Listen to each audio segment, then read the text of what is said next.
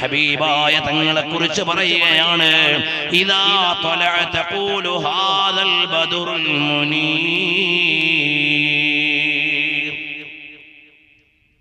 ചന്ദ്രൻ ഉദിച്ചു വരുന്നത് പോലെ അത്രയും വലിയ ചാന്ദ്രിക കാന്തിയുള്ളവരാണ് ഹബീബായ തങ്ങളുടെ കാന്തിയാണ്, സൗന്ദര്യമാണ്, സൗരഭ്യമാണ് പറയുന്നത്.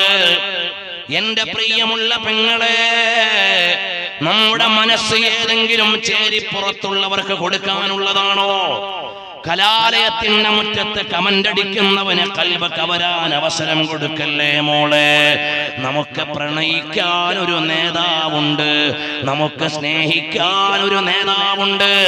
അനുരാഗത്തിന്റെ ആത്മശീലുകൾ പാടി പാതിരാവിന്റെ പഴുതിൽ പ്രണയഗീതമുയർത്താനുള്ള നാട് അത് മദീനയാ.